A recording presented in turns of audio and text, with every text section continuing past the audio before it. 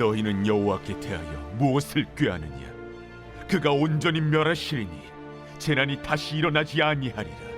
가시덤불같이 엉클어졌고 술을 마신 것 같이 취한 그들은 마른 지푸라기같이 모두 탈 것이거늘 여호와께 악을 꾀하는 한 사람이 너희 중에서 나와서 사악한 것을 권하는도다.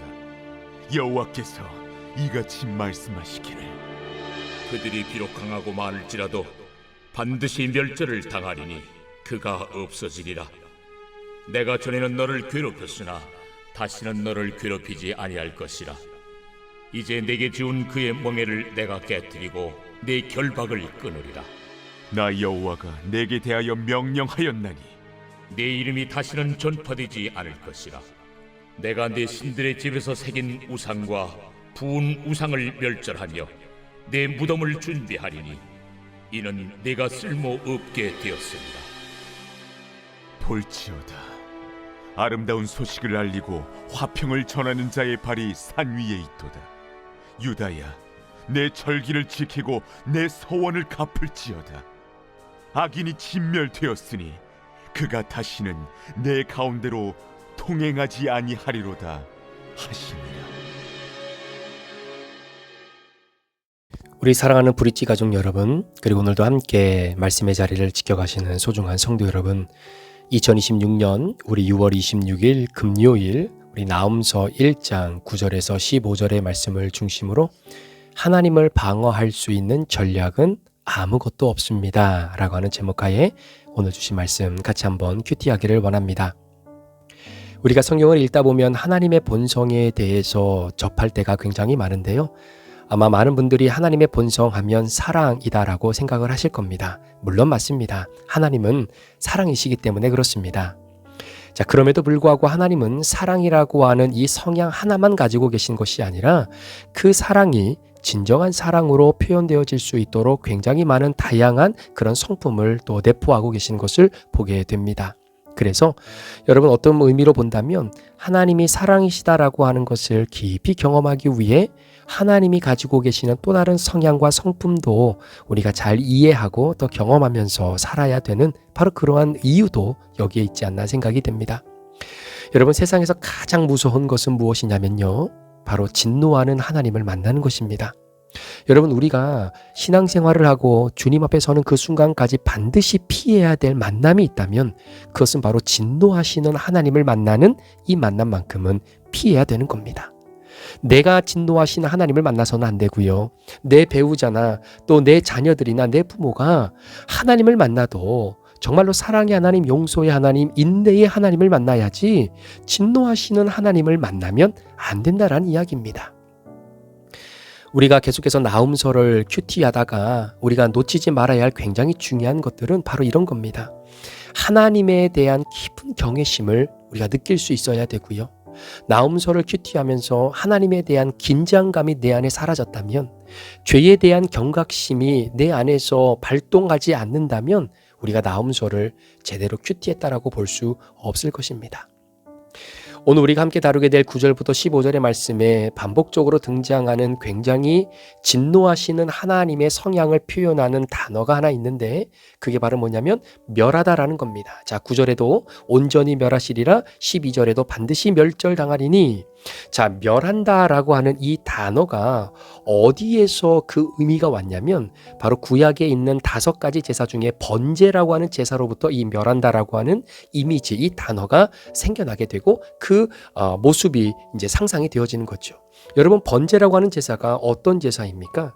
번제는 제단 위에 올려져 있는 제물을 태울 때에 남김없이 완전히 태우는 것이 그게 바로 번제입니다. 그러니까 제물을 태우고 난 이후에 이 제물의 형체가 남아있지 않을 때까지 태워요. 그러니까 이제는 제밖에 남지를 않는 겁니다. 자, 그러니까 그 제를 보면서 이 제물의 원래의 모습이 무엇이었는지, 이게 소였는지 양이었는지 무엇이었는지 전혀 모를 정도로 완전히 형체를 알아볼 수 없을 만큼 태워버리는 것이 그게 바로 번제예요. 자, 물론 하나님이 우리에게 주신 이 제사의 목록 가운데 화목제 같은 경우는 그 제물을 다 태우지 않고 일부를 남겨놓습니다. 그래서 제사가 끝나고 난 다음에 제사에 참여했던 사람들과 함께 화목제물을 나눠 먹으면서 서로 함께 교제하고 또 교통하는 그런 시간도 있지요. 자, 그런데 번제는 아니에요. 남김없이 완전히 형체가 알아보지 못할 정도로 태우는 겁니다. 자, 그런 의미에서 번제를 통해 하나님이 갖고 계시는 마음이 뭐냐면 죄를 이 땅에서 완전히 소멸하겠다라는 거예요. 이게 창세기에 이미 하나님의 마음이 그대로 드러나 있는 것을 보게 됩니다. 이것이 하나님의 최종 목적이라는 거죠. 자, 그래서 오늘도 하나님께서 나음 선지자를 통해 니느웨 백성들이 짓고 있는 이 죄를 내가 멸하겠다라고 하시는데, 자, 그런데 번제의 개념처럼 그냥 멸하는 것이 아니라 그 멸한다라고 하는 그 동사 앞에 부사가 써 있는데 9절 말씀에는 온전하게 내가 멸하겠다라는 겁니다. 그리고 12절 말씀에는 반드시 멸하겠다라는 이야기죠. 여러분, 그런 것 같아요. 목회자로서 성도들을 이끌어갈 때 성도들로 하여금 하나님을 만나게 해드려야 되는 그런 도움을 드려야 되는데, 여러분, 목회자가 성도로 하여금 하나님을 만날 때요, 진노의 하나님으로 만나게 해서는 안 된다라는 겁니다. 사랑의 하나님으로, 은혜의 하나님으로 만날 수 있도록 목회자가 또 와야 되는 거지, 여러분, 목회자가 성도로 하여금 진노의 하나님을 만나게 해서는 안 되는 건 아니겠습니까? 자, 그런데 오늘 본문에 보니까 아수르가요, 니느웨 백성들이요, 만나서는 안 될 하나님을 만나는데 그 하나님이 바로 진노의 하나님이요, 2장에서는 그 하나님을 뭐라고 표현하냐면 내가 아수르 너희의 대적으로서 너희를 만나겠다라는 겁니다. 다른 하나님은 만나도 나의 대적으로서 그 하나님을 만나는 것처럼 인생의 가장 큰 해달별이 떨어지는 암흑적 시기가 어디 있겠습니까? 자, 한번 들어보세요. 여러분, 고고학적으로 이 아수르라고 하는 이 나라, 그리고 특별히 니느웨라고 하는 이 성은요, 굉장히 난공불락의 성이었다라고 그래요. 그래서 이 도시 전체가 완전히 성벽으로 둘러싸여 있는데 약 7층 높이의 그런 높이로, 그리고 12km 정도가 완전히 이 도시 자체를 성으로 꽝꽝 이렇게 둘러싸고 있기 때문에 쉽게 이 성을 넘기가 어렵다라는 겁니다.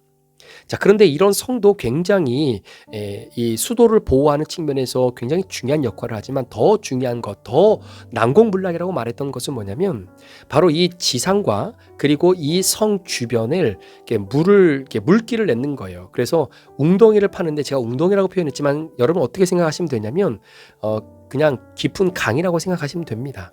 그래서 그 강을 주변으로 이렇게 파서 다른 적군들이 이 니느웨 성에 쉽게 접근하지 못하도록 그렇게 만든 거예요. 그래서 이 니느웨 성을 무너뜨리기 위해서는 이 넓고 깊은 이 강을 넘어야 되는 겁니다. 근데 그게 쉽지가 않죠.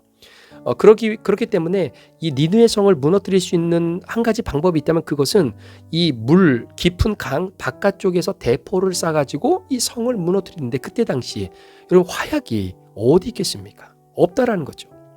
자, 그러면 사람들이 이렇게 생각하겠죠. 그러면 이 성으로 들어가는 어떤 물자가 공급되는 루트를 완전히 차단시키면 그 안에서 먹을 것을 조달할 수 없기 때문에 결국 죽을 수밖에 없지 않겠냐? 뭐 이렇게 생각할 수도 있겠죠. 그런데 더 놀라운 것은 뭐냐면, 여러분, 아수르의 수도가 니느웨입니다. 그러니까 아수르 사람들이 나가서 전쟁을 하고 다른 그런 피정복자들의 노략물을 가지고 오면 그걸 다 어디로 집결을 시키냐면 수도인 니느웨로 집결을 시켜요. 그리고 거기서 이제는 물건들, 그리고 음식들, 식량들을 저장할 수 있는 저장고를 만들어 놓고 이제 그곳에다가 이제 이 먹을 것들을, 식량들을 다 저장하기 때문에 전쟁이 여러분 시간이 길게 늘어서도 절대로 먹지 못해서 아사하는 정도가 없을 만큼 곡식이나 식량을 철저하게 준비해 놓은 곳이 바로 니느웨 성이라는 겁니다. 그러니까 한번 생각해 보세요.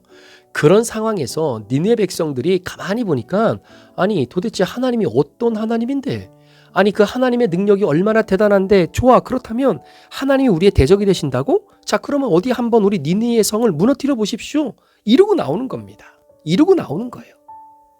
여러분, 정말 하나님이 못하시는 것이 있으십니까? 정말 하나님이 못하실 것 같은가요? 하나님이 뭐라고 말씀하시냐면, 야, 니느웨 백성들, 내가 너희를 온전히 멸하겠다. 내가 너희를 반드시 멸절하겠다라고 말씀하십니다. 하나님은 절대로 하나님을 방어할 수 있는 전략은 없어요. 여러분, 자, 그러면 어떻게 이 니느웨 성이 무너졌느냐? 자, 역사적으로 BC 612년 8월경입니다. 이제 니느웨를 침공을 하게 되는데 굉장히 접근이 어렵잖아요. 그래서 많은 이런 그 적국들이 도저히 니느웨 성은 우리가 무너뜨릴 수 없겠다라고 자포자기하고 돌아갔던 어느 날 함께 전쟁에 참여했던 한 장수가 어떤 생각이 드냐면 가만히 보니까 니느웨 주변에 강이 하나 있어요. 그런데 그 강의 물길을 지금 이 니느웨 성을 둘러싸고 있는 깊은 이 넓은 강, 그들이 이제 접근하지 못하도록 팠던 그 강 쪽으로 그 주변에 있는 강의 물줄기가 흐르도록 수로를 그렇게 파게 된 겁니다. 그러니까 주변에 흐르고 있었던 강의 물줄기가 다 어디로 향하냐면 바로 이 니느웨 성을 둘러싸고 있는 이 강으로 물이 모이기 시작하는 거예요. 그러다 보니까 점점 물 수위가 올라가게 되고 그 주변이 물로 척척하게 적셔지게 되는 겁니다. 자, 그런데 그때 당시에 성벽은 흙으로 지은 성벽이었기 때문에 비가 오고 난 이후에 햇빛이 세게 되면 그 진흙이 단단해져서 성벽이 아주 튼튼하게 되는 그런 장점도 있지만 그 성벽이 물에 닿고 계속해서 물에 잠기다 보니까 어떻게 되겠어요? 그냥 그 흙이 힘을 받지 못하고 그냥 와르르 무너지게 되는 겁니다. 그래서 성벽이 무너지게 되는 거예요. 지금까지 그러한 전략과 공략법을 사람들이 생각해내고 고안하지 못했을 뿐이지 하나님께서 그 장수에게 지혜를 주셔서 그 수로의 물길을 터서 성벽을 둘러싸고 있었던 그 수로의 물이 점점점 올라가서 그 성벽에 있는 것과 맞닿게 하니까 그게 점점 무너지게 되는 겁니다. 무너지게 되는 거예요. 여러분, 니느웨 백성들이 그래 어디 하나님이 우리의 대적이 된다? 어디 한번 무너뜨려 보십시오 라고 이야기했죠. 여러분, 무너뜨릴 수 있는 방법이 없겠습니까? 있어요. 있단 말입니다. 그 공략법을 몰랐을 뿐이지 하나님이 말씀해 주시고 알려주시면 여러분 그 니느웨 성을 무너뜨리는 것은 시간 문제다라는 것입니다. 여러분, 그런 거 아닙니까? 우리가 이렇게 여호수아의 말씀을 이렇게 보더라도 요단강을 건너고 난 이후에 여러분 정말로 난공불락이라고 말했던 여리고성도 마찬가지잖아요. 그거 어떻게 무너뜨리겠습니까? 그런데 여리고성을 지키고 있었던 사람들이 야, 이런 난공불락의 성을 너희들이 무너뜨리겠다고 해봐. 여러분, 하나님이 못하시겠습니까? 반드시 멸절하고요, 온전히 멸절하시는 하나님이세요. 중요한 것은 무너뜨릴 전략을 하나님이 주신다라는 겁니다. 반드시 멸절하시는 하나님. 사랑하는 성도 여러분, 오늘 니느웨 백성들이 가지고 있던 이 교만한 마음 혹시 저와 여러분 마음 가운데는 없습니까? 오늘 니느웨 백성들이 자신들의 생명을 지키고 자신들의 재산을 보호해 줄 수 있는 이 철통 같은 성벽, 혹시 이것이 무너지지 않을 것만 같은 그 성벽이라고 주장했던 것이 저와 여러분이 가지고 있는 물질이 아닙니까? 우리의 교만 아닙니까? 하나님, 이 정도쯤이야 내가 이렇게 쌓아 올리는데 이렇게 수고했는데 하나님 이거를 단순간에 무너뜨리실 수 있으시겠습니까? 여러분, 없어지는 것은요 시간 문제예요. 시간 문제입니다. 정말로 여러분이 가지고 여러분들의 삶을 똘똘 가로막고 있고 그것을 보호하고 있는 이 물질이라고 하는 성벽, 여러분 아무리 여러분들이 많은 돈을 쌓아놓는다 하선 치더라도 하나님이 그 물질 한순간에 가져가세요. 반나절이면 그 물질 다 없어집니다.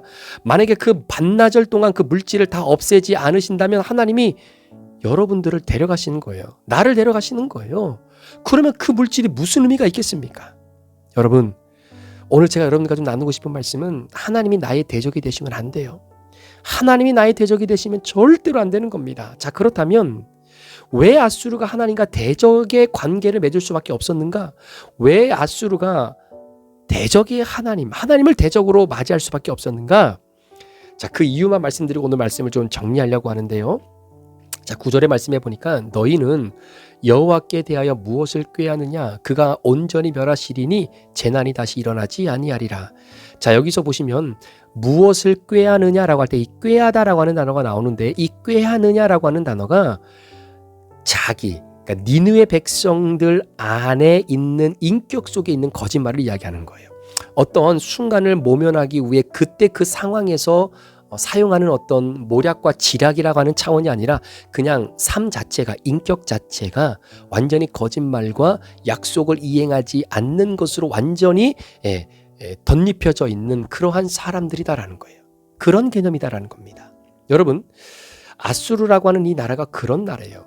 이 민족의 인격성이 원래 그렇습니다. 약속도 안 지키고요. 서로 나라와 나라끼리 왕과 왕끼리 서로 조약을 맺고 또 약속을 이행하자고 하면 그럼에도 불구하고 그 상대방 편의 왕의 체면을 위해서라도 그 약속을 지켜줘야 되는 것이 당연한 일인데 여러분 이 아수르라고 하는 이 나라의 사람들은요 그런 게 없어요.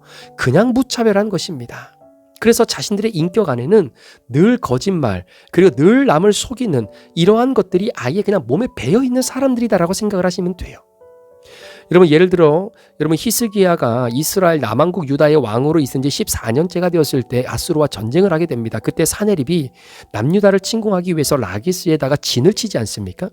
자, 그때에 도저히 이 전쟁에서 승산이 없다라고 판단됐을 때 히스기야가 화친의 관계를 맺자라고 먼저 손을 내밀죠. 그때 사네립이 이 화친의 과정을 맺기 위해서 곡물과 그리고 조약금을 가지고 오라고 이야기합니다. 조공을 바치라고 이야기해요. 그때 그 조공의 내용이 뭐냐면 은 300데나리온 그리고 300달란트 그리고 금 30달란트 이거 갖고 오라는 겁니다. 그리고 곡식과 곡물을 가지고 오라는 거예요.